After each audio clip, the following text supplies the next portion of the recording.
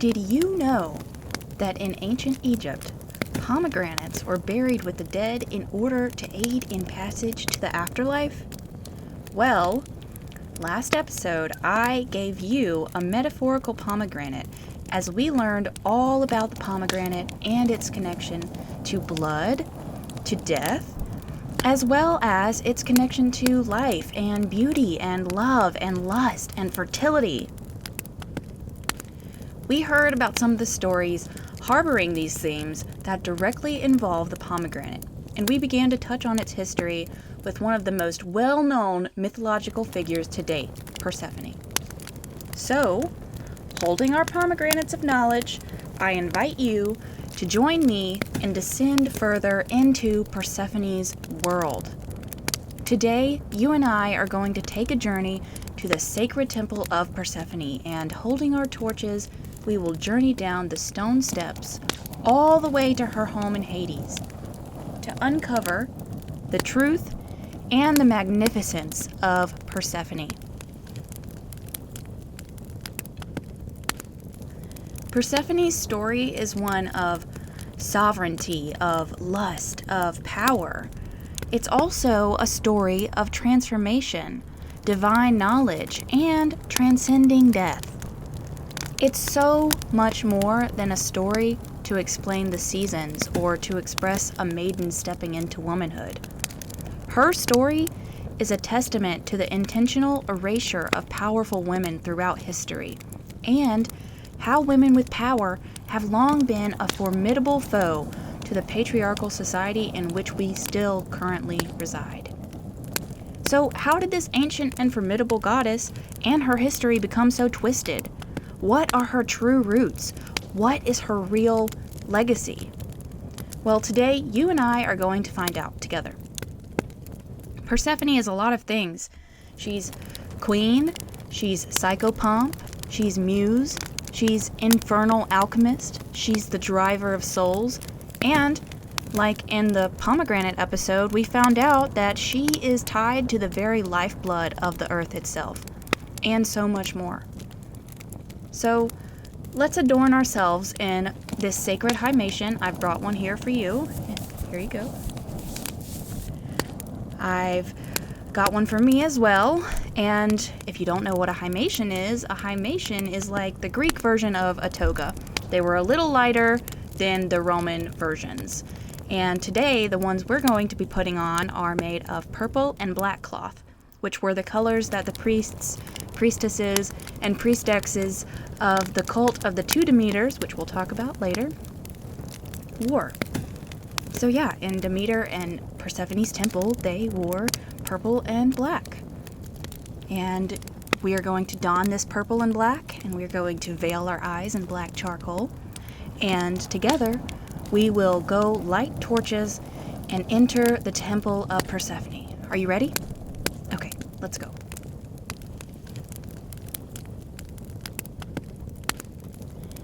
Here by this sacred fire we honor blessed and infernal Persephone, she of the bright heavens and the darkest chaos, she who walks Tartarus unshielded, she who rules Hades in heart and in home.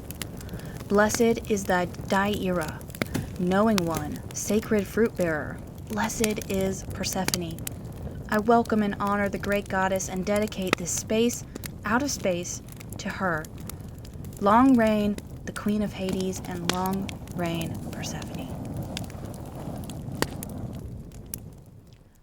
What's up, listener? Welcome back. Or if it is your first time joining me here today, welcome, welcome. I'm so happy to have you. My name is Wish. I am your hostess for the day, and today we are talking about a subject near and dear to my heart, Persephone. It is quite an honor to talk to you today about Persephone. This has been a long time coming, and I have written and rewritten and written and rewritten this episode so many times, trying to make sure I got it all right and got you all of the information I wanted to get to you, at least that I can fit in one podcast. And honestly, this podcast was goddess driven. Persephone did charge me with the creation of this podcast, and for that I just want to give her a moment of thanks and tell her thank you so much for showing me a part of your story and for letting me in and for just walking with me on this journey. And I am so looking forward to more of that in the future.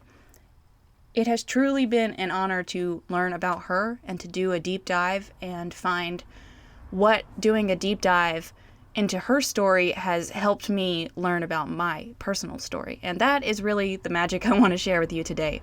If you listened to the pomegranate episode, you would know that there is a little bit of a historical inaccuracy with Persephone's story. I didn't go into it too much there because I wanted to go into it here. But I do apologize. If you listen to that episode, I'm going to have to go over Persephone's story that everyone knows again. So before I do that, I wanted to give a content warning here.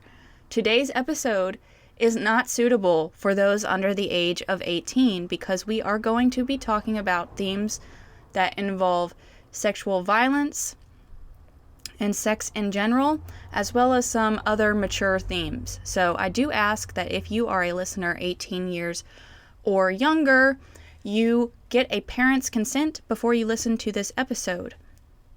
Likewise, if you are just a regular person who cannot join the conversation about sexual violence or sexual assault, I ask that you honor yourself today and maybe skip this one.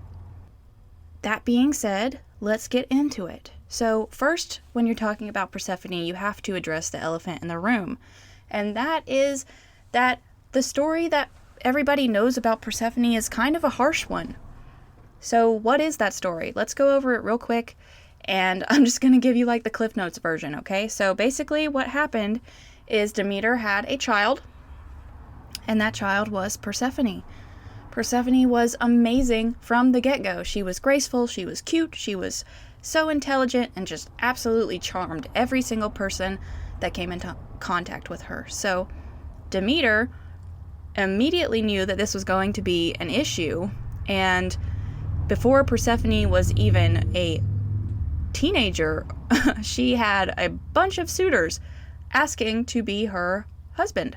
So Persephone obviously was not into that, and Demeter certainly was not into that either. So Demeter decided she was going to take her daughter away from Mount Olympus and have her have the chance to grow up with people that would not try to exploit her. So that's what she did. She took her into the forests of Earth, and Persephone did get to grow up in a pretty wonderful life. She was surrounded by forest nymphs and the beautiful greenery of the earth, and for a while it was very idyllic and peaceful. Now, there are different versions of this story from here on out. Some versions say that Persephone was lonely in this life, shielded by her mother, and she really wanted a friend, and she found a friend in Hermes, because Hermes was allowed to go wherever he wanted because he was Hermes. And she also found a friend in Hades in some versions. In some of these versions, Hades and Persephone begin a secret romance that starts off with a friendship, and they plan to escape from what is essentially Persephone's confinement, and Persephone and Hades are essentially going to elope together. Now, in other versions, more popular and told versions, Hades watches Persephone from afar and, just like everybody else, is absolutely taken and charmed by her. So he goes to his brother Zeus and is like, "Hey Zeus, I have gotten the shit end of the stick in pretty much everything involving, being a god, so I would really like it if you would help me out here and let me marry Persephone." And for personal reasons, Zeus wants to take care of the Persephone issue, so he's like, "Yes, that's good. This is perfect. That will be exactly what I need." And he says yes. And so together, Zeus, Hades, and with a little help of Gaia, plan to get Hades and Persephone to the underworld so they can be married. That's exactly what happens, one way or another, whether you believe in the secret romance, friendship side, or the shitty patriarchal side. That is what happens, and Persephone gets scooped up by surprise and taken into the underworld to become queen. And while she is while she is in the underworld, before she becomes queen, she eats 6 pomegranate seeds. Because while Persephone is away in the underworld, her mother is freaking out and basically kills everything that's growing on the earth, and the humans start to starve, and they stop giving offerings to the gods because they are starving. And eventually Zeus is like, okay, well, I need my, 1 goat a week, or that's just gonna be the end of the world. So he goes and he's like, Hades, actually, I'm sorry, you can't have her as your wife. And before Persephone is given back to her mother, depending on the version of the story, there are so many versions of these stories. These stories are so old, you guys, okay? So depending on the version of the story, Persephone is either given sneakily pomegranate seeds by Hades so that she will be forever linked to the underworld, or Persephone eats them of her own volition, and that is the version you don't hear as much about, and she's still linked to the underworld. So, like I mentioned in the last episode about pomegranates are directly linked to the underworld and the underworld's power. So when she eats these pomegranate seeds, Persephone is, at least in part, forever a part of the underworld. They are linked forever. So she becomes queen anyways. So something has to be worked out. And long story short, she ends up spending part of the year in the underworld as queen. And then the other part of the year she is with her mother on Earth. And respectively, these are the cold and warm parts of the year. Okay? So that's the basis of what happens with that myth that everybody knows about Persephone. But the elephant is that oftentimes this story is called the rape of Persephone.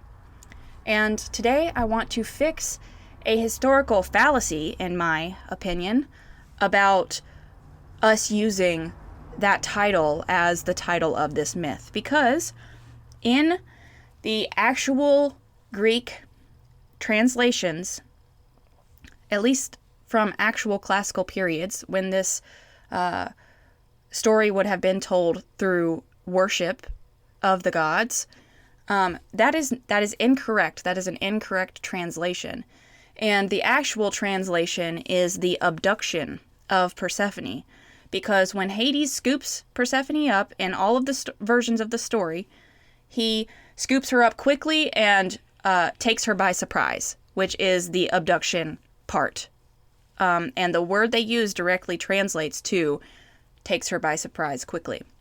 So, you might be thinking, well, isn't that just alluding to the fact that he was taking her to rape her and make her queen via sexual violence?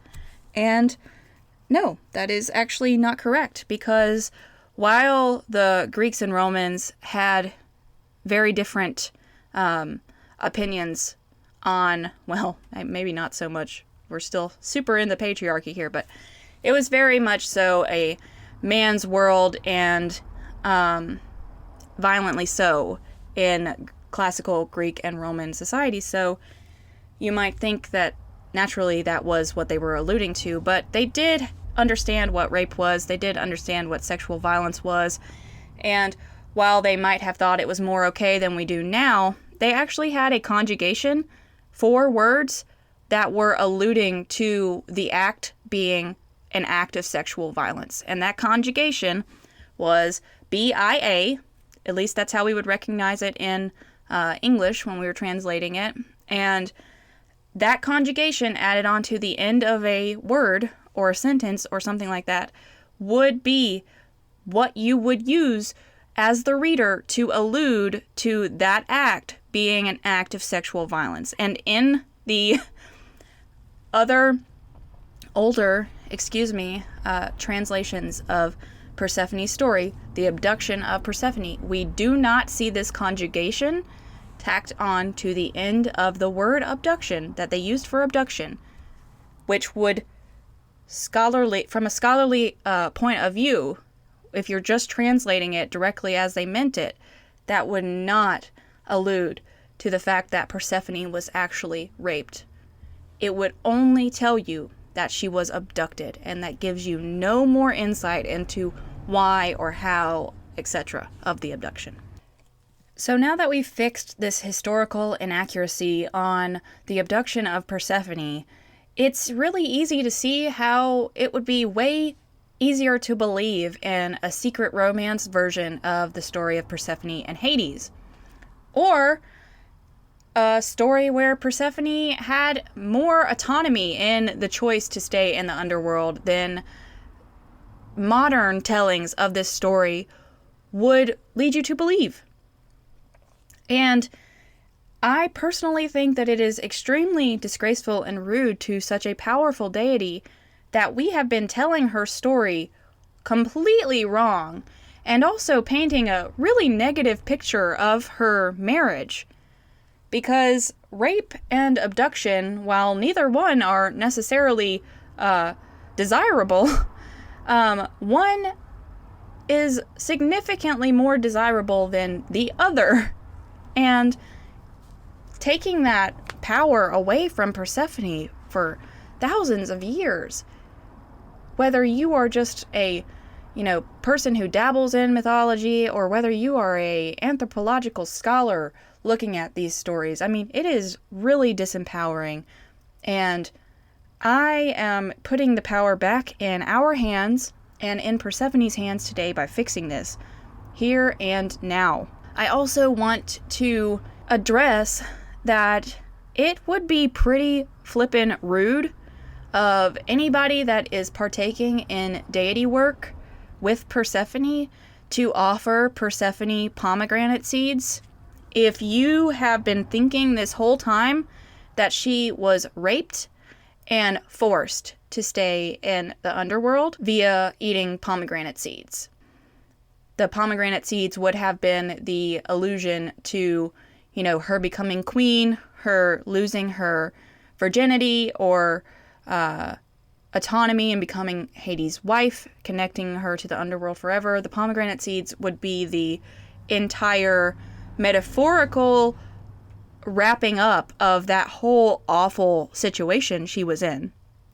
So if you had offered Persephone pomegranate seeds, I just want to express how absolutely rude and horrific that would be, to give a deity something that you thought was representative of something horrible that happened in their story, horrible that happened to them.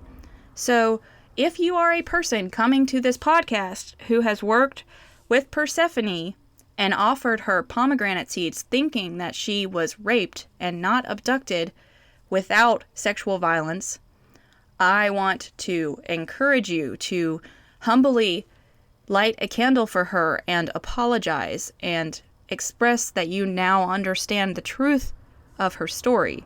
Now you can come to her and stand informed and empowered, knowing the truth of her story, and offering pomegranates especially after the end of this episode, will certainly be appropriate.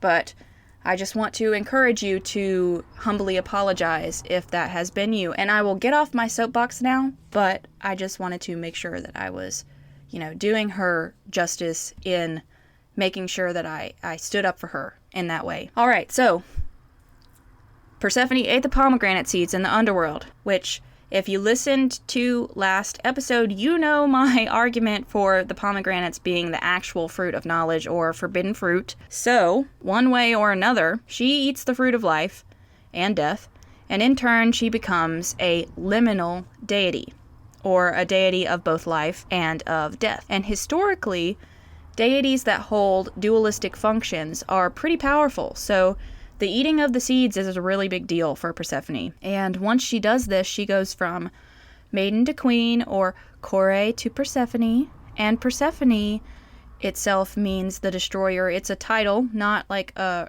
direct name. A lot like what we call so many of the gods. And that is called an epithet. So a title that is a name but not a name is called an epithet. And the name of Persephone, meaning the destroyer, is actually a dual meaning as well, playing more into her dualistic nature as a deity. So once she becomes queen, she is Persephone, meaning the destroyer, but she actually had this name before her story with Hades. So yes, it means the destroyer, but in reference to her role with her mother Demeter, and not necessarily in reference to her role as queen with Hades, although that does play into the title as well later on. Before she was with Hades, she was Kore, meaning the maiden, and she was worshipped alongside her mother Demeter. And while the crops were grown and the harvest time came, she was Persephone instead of Kore. So when she was portrayed as Kore versus Persephone, she was considered to be both the grain itself as Kore, the maiden, the new grain, and Persephone, the destroyer, when she was the force behind the scythe cutting down the grain personified. So she was both the grain itself and the force of cutting the grain down, which is extremely poetic and beautiful. But this is where the beginning of her dualism of life and death began, before she was queen of the underworld. This is the earliest connection to the liminal power between worlds that Persephone actually holds. And in ancient art and depictions of Persephone and Demeter, Persephone is often shown with a sheared bale of grain in one hand and a scythe in the other hand, to show just how important she actually was. And this art can be seen many places, but mostly at the Temple of the Two Demeters, which I mentioned earlier, in Arcadia. So we see this art at the Temple of the Two Demeters, which I mentioned a little bit earlier.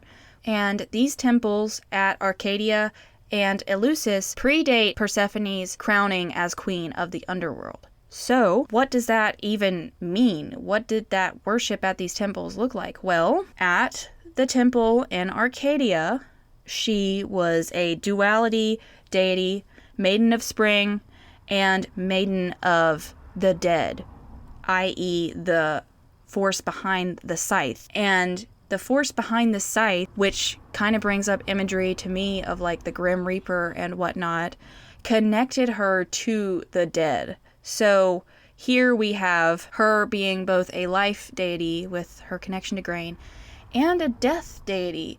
And her role with death is the mysteries that we get when we talk about the mysteries of Eleusis, or the Eleusinian mysteries, the most famous mystery cult the world has ever seen, still to this day talked about. We do have clues to what those mysteries were, especially in reference to Persephone's role. And at these temples, she had quite a few titles that we still use today and in modern practices where we work with Persephone, and those were Queen of the Dead, or the Pure One, the Venerable One, the Great Goddess, all titles or epithets given to her because she was so powerful. You wanted to be on her good side because she had a toe and the very important pots of the world, and you wanted to make sure that her powers were not used against you, and you did not want to offend her.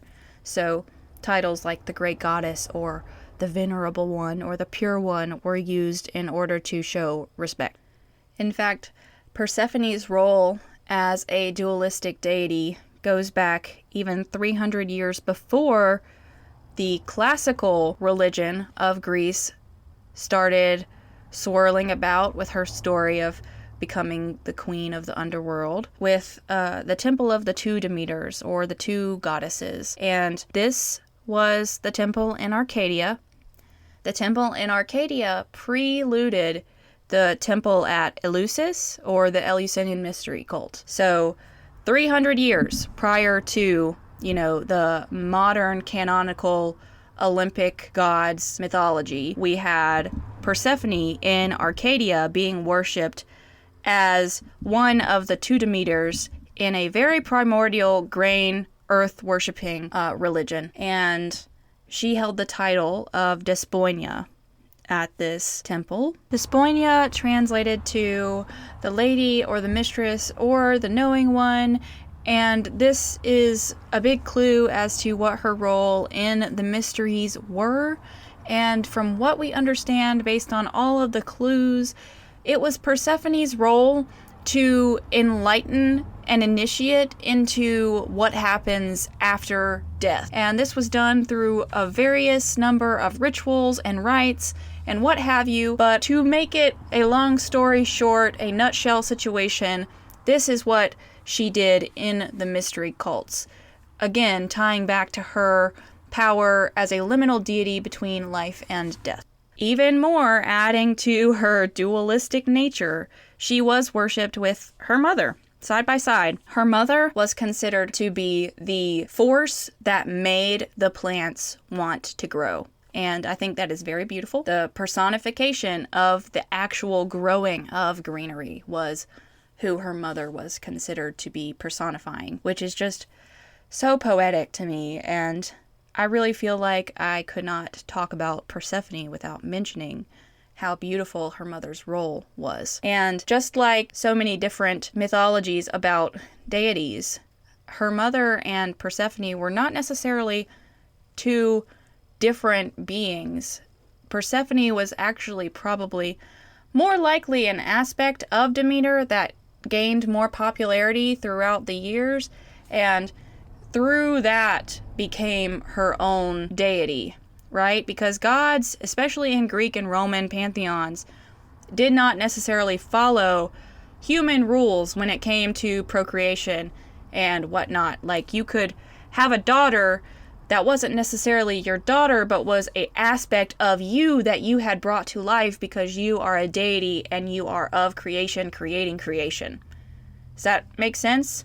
So, at this ancient temple in Arcadia, at the temple of the two Demeters, Demeter 1, Persephone's mother, and Demeter 2, Persephone, were two sides of the same coin. Demeter being the force behind the growth of plants, and Persephone being the force that it takes to transmute plants and cut plants down and harvest plants. She was the harvesting of the plants. So you had the force that grew the plants and then the harvest of the plants. Two sides of the same coin, one goddess being worshipped as two sides of the same coin, and Persephone spiraling off of that and becoming her own thing with her own mythology as time continued on and her stories traveled farther and farther and farther out of Arcadia. And if that doesn't tell you a clue into how old Persephone actually is, the Arcadians were Greece's indigenous people. Arcadia is a mountainous region that was very much so cut off from classical civilization for a very long time. Arcadia outlasted Christianity longer than any other place in Greece. So just take that in. Greece, which is right beside Italy, a place in Greece, in the Greek mountains, because it was so remote and cut off from everything else, Arcadia outlasted Christianity longer than any other place. That is incredible. It is mind-blowing to me, but that's where Persephone comes from. She is a Greek deity through and through, and is probably part of the reason why the Eleusinian mysteries have held so much allure to human civilizations since the Eleusinian mysteries were created, since they were being performed originally in the temple at Eleusis.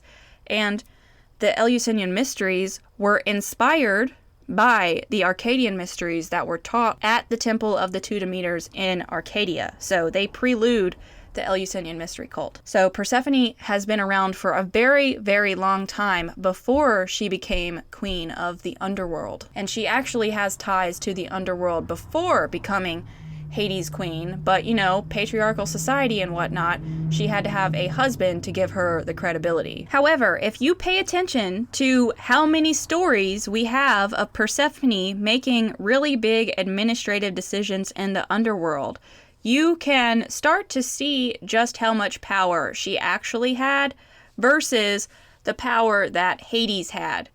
Okay, because if you're following the canonical timeline of the Greek gods on the Olympians took over and they claimed these dominions for themselves. Poseidon got the sea, Zeus got the sky, and Hades got the underworld. But this is what happened after. Like, there were gods, there were the Titans before them.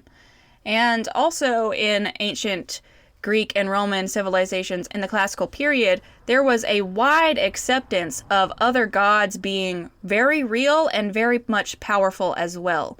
They were not a one pantheon fits all. They understood that there were other civilizations with other deities that were just as powerful. So, that being said, when we look at the evidence, it really seems like they were trying to fit this extremely powerful woman into their narrative of, you know, the patriarchal Olympian stories of the gods. I mean, Persephone allowed Orpheus to leave with Eurydice from the underworld. He allowed her to come back with him after she had died. That is a huge decision.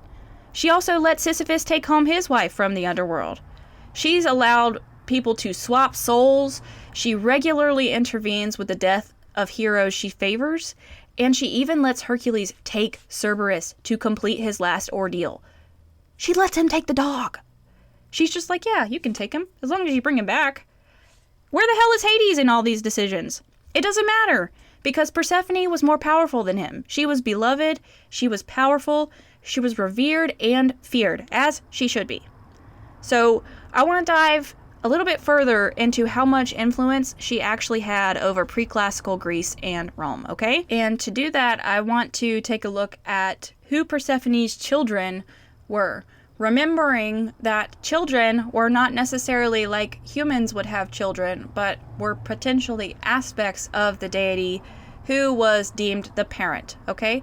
So just keep that in mind. Persephone had 2 children, okay? Her first was Melinoe, who was an underworld river nymph. She is amazing.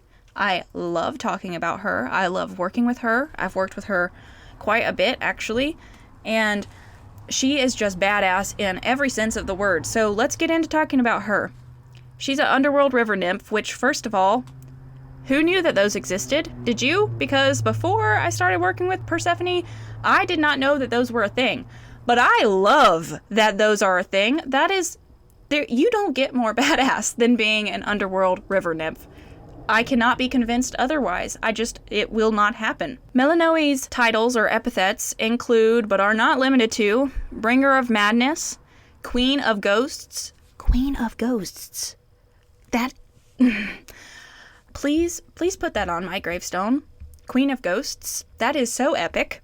I want people 300 years in the future to walk by my gravestone and say, Queen of Ghosts. Okay, we should probably leave now. Because that is so epic. I love it so much. Sorry. Alright.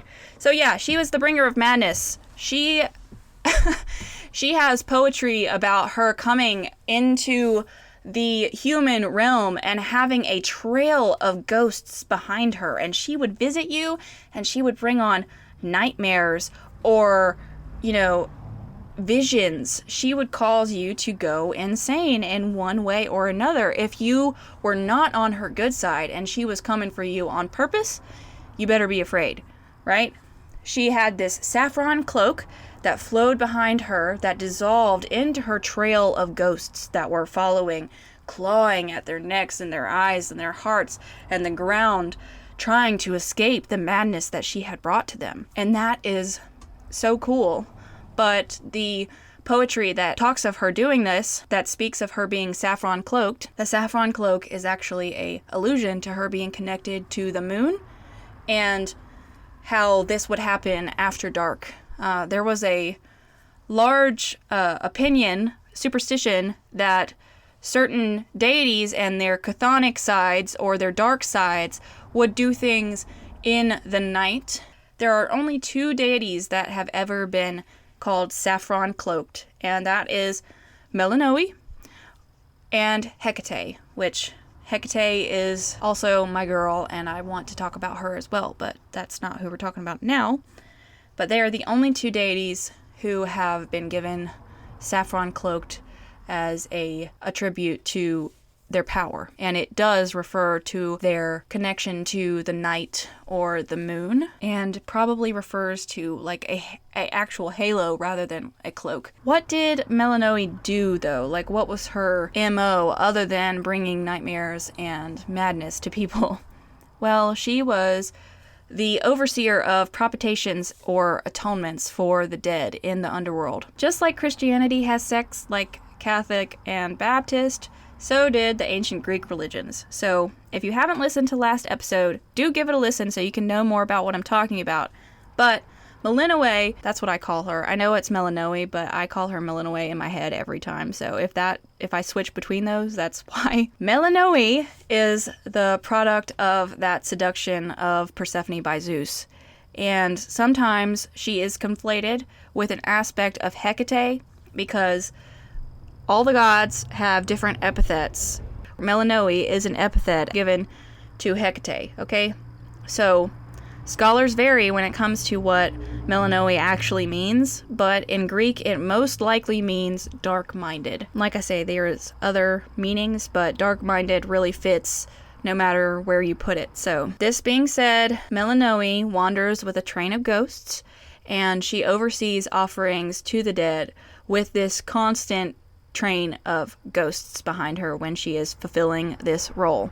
So seeing over the dead is potentially where this epithet comes from, because Melia was the term for propitiations, and a propitiation is essentially an offering, but it's an offering that comes for appeasing something, the appeasement of something. So ancient Greeks were pretty terrified of Hades, the place, and the king, and understandably they were also just as terrified of the queen. So it's thought that Melinoe's function was to oversee the offerings that humans gave to appease the king and queen of the underworld.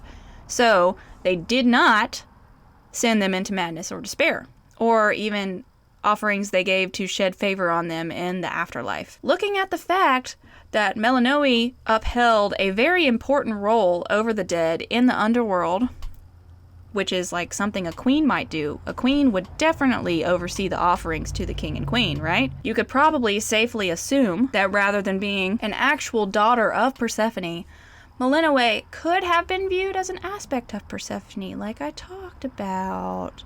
So, you putting your mythology goggles on now, and yeah, Melinoe was born of Persephone's reign in the underworld. It's clear to me when I look at all of the things surrounding all of her stories and aspects and power and whatnot. So holding that understanding, we'll return to referencing Melinoe as her own being, separate from her mother, but we're going to keep that idea of her being an aspect rather than a separate being while we continue, okay? Persephone had Melinoe at the mouth of the river Cocytus. I'm probably saying that wrong.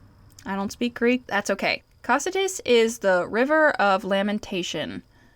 Badass. Could Persephone have been in mourning, lamenting over Zeus's trickery, his seduction, or maybe she was expressing grief over missing her mother or her old life or whatever.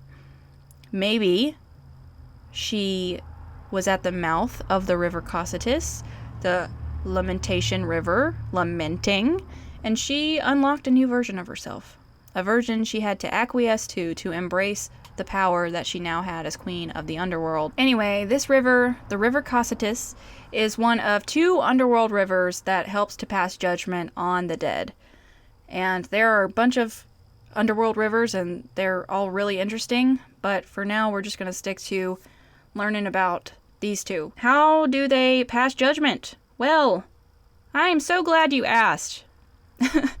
They do this by flinging the impure souls of those at their water's edge back and forth. So they basically scoop you up with a humongous wave and thrash you on the banks of either side until you are finally washed and tumbled into a wild and terrible lake after being thrashed over and over while you cry out and make atonement. And once you make atonement enough to the liking of the river, you are then spit out into this horrific lake. And whichever river that you are swept up into depends on the severity of your crimes and which crime you have done. Long story short, you end up in one of them, and you always end up in the lake. But how long it takes you to get there depends on the whims of the river at that point in time.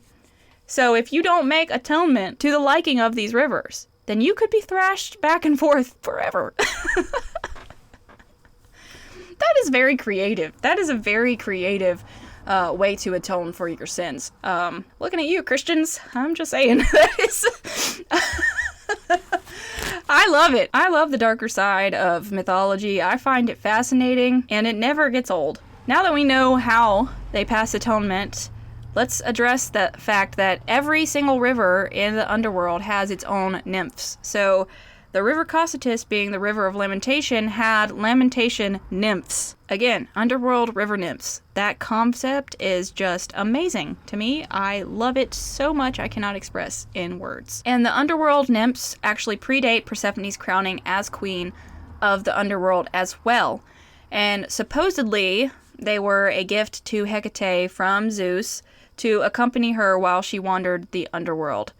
I don't really buy that for a second, because Hecate is another deity that predates the Olympians, but that aside, Hecate and Persephone were friends before her abduction. She was basically like Persephone's weird witchy aunt. She's the exotic and glamorous free figure to Persephone. So first she was friends to her mother Demeter, and then becoming a close confidant of Persephone while she grows up in the wilderness. You know, it is my personal gnosis here, but I'm willing to bet that the goddess of magic probably taught a young Kore a few magical tips and tricks during their growing friendship. So it makes sense that this friendship would continue and probably even deepen after Persephone became queen of the underworld, since Hecate had been a part of the underworld for a very long time already at that point as well. And on a side note, does that not sound like the ideal life?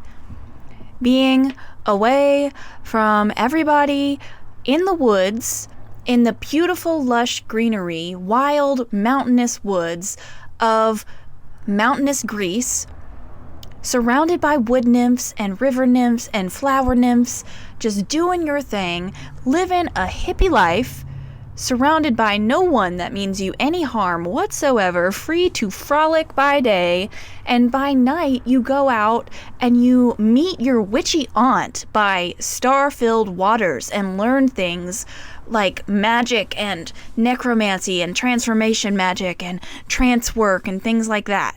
That is the ideal life, if you ask me.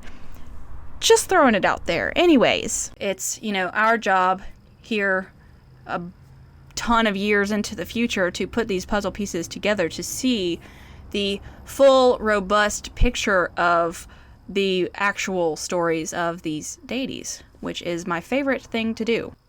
We know that Melinoe is an aspect of Persephone now, so these two deities are the only ones ever given this title, and they are the only two deities in the Greek pantheon that had the power to go anywhere they wanted in the underworld and go from underworld to human world at their leisure.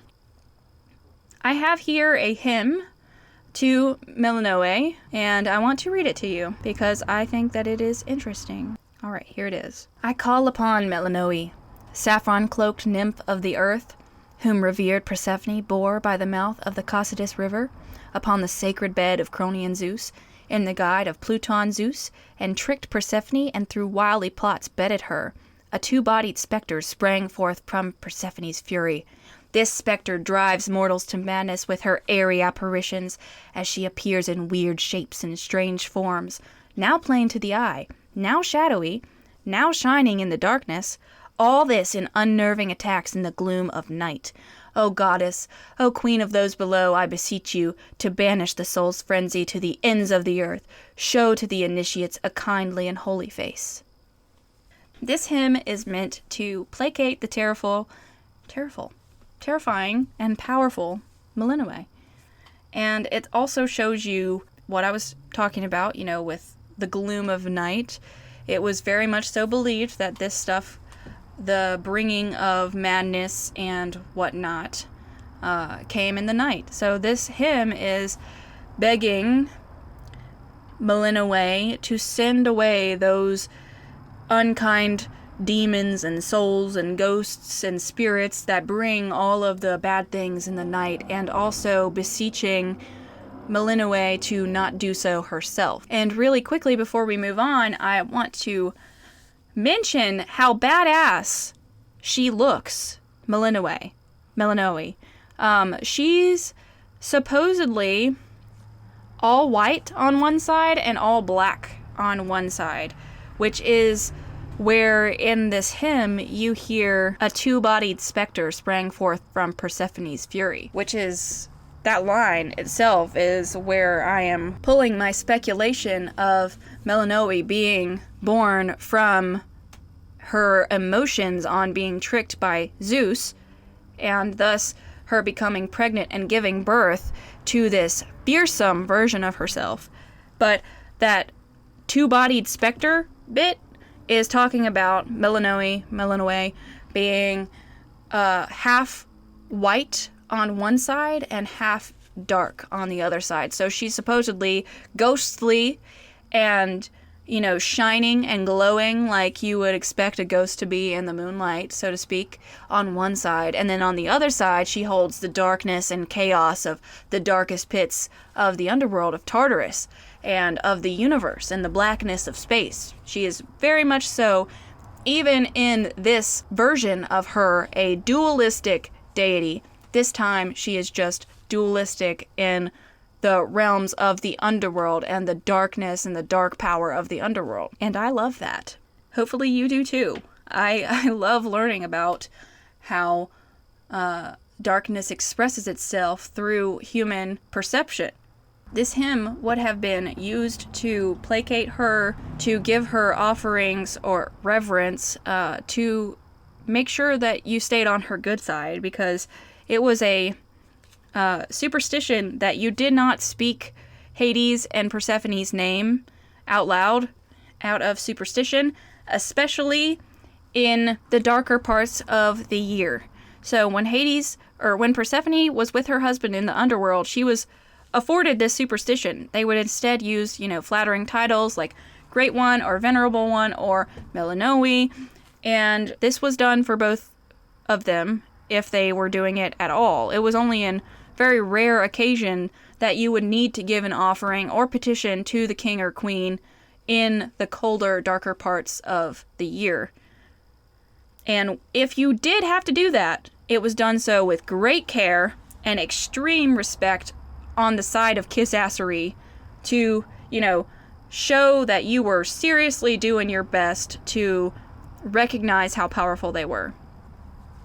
And you didn't want to end up, not doing something, so to speak, like over the top, maybe, and having, yourself go crazy or your loved one go crazy or somebody being taken too soon, and those were what they feared were very, very possible. It is also fair to assume that Melinoe was the form that Persephone took while she was underground, and was the version of Persephone that was born while she was underground, and that is who she was when she was there, which is why she was so feared, and why her name was not spoken as Persephone in the darker parts of the year, and she was placated with hymns such as the one I just read you.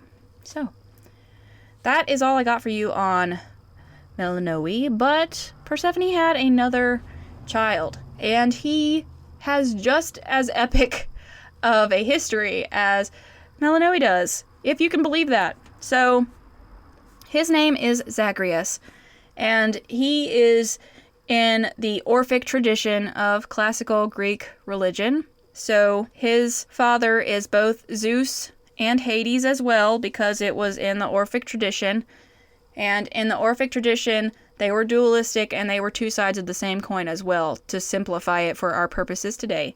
So here's what happened. Zeus, again, seduced Persephone, and she became pregnant, and Hera, in classical Hera fashion, was very unhappy with this. She has lots of displaced anger, and she was angry at Zagreus rather than Persephone or Zeus, and she plots to kill him. So that's what she does. She goes to the Titans and she's like, hey, help me kill this guy. And they're like, all right, sure. So they take a thunderbolt from the sky and they hurl it down and kill Zagreus.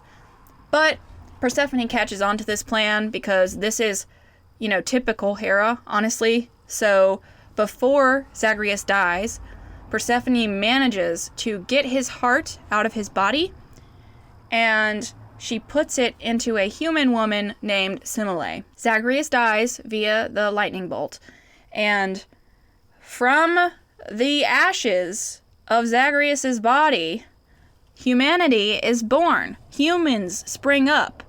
Because the idea is the heart of the deity was taken out, and what was left behind was humanity, which is a whole episode's worth of metaphors right there that we could talk about. But there's more to this story. Semele actually has the Zagreus heart in her, and she gives birth to Zagreus all over again. He's reborn through Semele, through this human woman. So it's mirroring right there the deity and humanity, the deity giving birth to humanity, and then Semele giving birth to a deity. It's a very well-rounded metaphor there that we could talk about forever, but basically we all have a spark of the divine in us is kind of what it boils down to, in my opinion. But Zagreus is still a deity when he is born from Semele, and eventually he is conflated with Dionysus. We will talk about Dionysus. That's where I'm going to leave it for right now, okay? Instead, I want to talk about the fact that Persephone birthed humanity through her son. She birthed humanity. And she also rose her son from the dead. Yeah. So the first earliest written account of necromancy that we have is in the Odyssey, which was in the 5th century, where Odysseus uses necromancy to raise the dead to answer his questions. Odysseus learned this from Circe. Circe is the daughter of Hecate. Hecate is the crazy weird aunt of Persephone. So it is easy to see how Persephone could have potentially been taught the art of necromancy from Hecate at any point in time in her friendship with Hecate.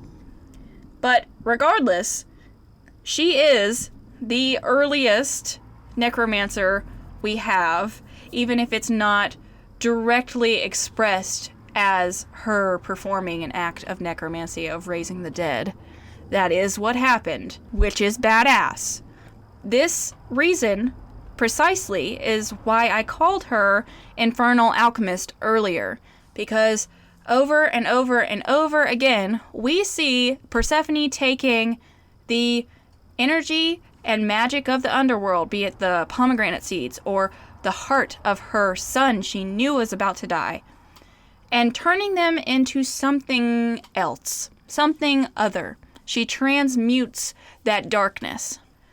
For this reason, she is an excellent deity to work with for those who are doing shadow work, who are on the left-hand path, the poison path, or even if you are interested in blood and death magic for any reason. The darker side of witchcraft, and dark doesn't necessarily have to equal bad, she is a great person to ask to work with you and to teach you and to guide you on those paths. She is the infernal alchemist who will help you harness the fire within to transmute and create whatever the fuck you want. And she's extremely well-rounded to work with because she holds both the light and the dark within her. And in the lighter part of the year and the darker part of the year, you can work on a number of things with Persephone. She is super wonderful to learn green witchcraft and trance work from at any point in time. She's just a really good, excellent guide to find empowerment through your craft if you are really going to dive deep into the mechanics of all of these transformative versions and paths of witchcraft, in my opinion. Can you tell that I love her? Because I do. I mean, she really demands a level of respect, in my opinion. Persephone truly demands respect, and she demands that you acknowledge how powerful she is. Once you know these things, you can't unknow them, and you can't work with her without eventually figuring these things out as well. So, I suggest if you're going to approach her, I suggest you do it from an authentic place and with reverence and ultimate respect for her and her path, her story, and the power she actually holds in all the different liminal spaces of the world. If you want to approach her to see if she might work with you, you definitely should. In my experience, she is a deity who gives very clear answers very quickly. So, to approach her, you could use a candle with a color that corresponds with whatever time of year that you are approaching her in. So spring and summer colors for spring and summer, autumn and winter colors for autumn and winter, or a black candle will always work for Persephone. Always, any time of the year. Once you have a candle, you will also need your offering, and this could be as simple or as intricate as you wish. I truly do not suggest offering pomegranate anything as a very first offering to Persephone, but I do highly recommend an offering that you have made by hand. Foods, baked goods, and crafts do go a long way with her in my experience. She's a very creative deity. She's very fiery. She has a lot of that creative energy, so speaking your desire to work with her and, maybe writing her a letter on why you want to work with her, or just, how you feel about her, what your goal is, will go a long way with her. So once you have your candle and your offering, I do recommend writing that letter in whatever capacity you so desire, and you send it to her in earnest, either by burning or burying it. And it's really important that you set the clear intention on where you want your letter to go, and that can be a simple "To the Queen of Hades" written on the front of the letter. That works just fine. That is a magic all in itself, and you use the transmutation of fire or of the earth energy by sending it to her. People would often bury offerings to Hades or Persephone in the ground because they believed that sent it right to the underworld. So you can do that as well. All right, I have thrown a lot at you today. I have had a lot of energy recording this for you, but that is all I have on Persephone today. I really hope you enjoyed it. I spent a lot of time on it. I had a lot of fun making it, and I'm so happy to finally deliver it to you. It was truly an honor. I love Persephone, and I respect her so much. And one day I hope to make an episode just like detailing all of my experiences with different deities, so then I can elaborate on how amazing she's been for me personally. But that's all I got for today's episode. Thank you for bearing with me. I'm losing my voice a little bit, so if you got through it, thank you. And I will see you next time. I know that I have promised episodes 3 days before the new or full moons. I have realized that my schedule is so busy right now, I cannot commit to that. So just know, you will be getting 2 episodes a month around the times of the moon. And that is what I can commit to right now. I will not stop making this podcast. I love doing it so much, but I just can't conform to a schedule at this very moment, but it will be around moon times. Okay? All right. That's all I got for you. Thank you for joining me today, and I will see you next time.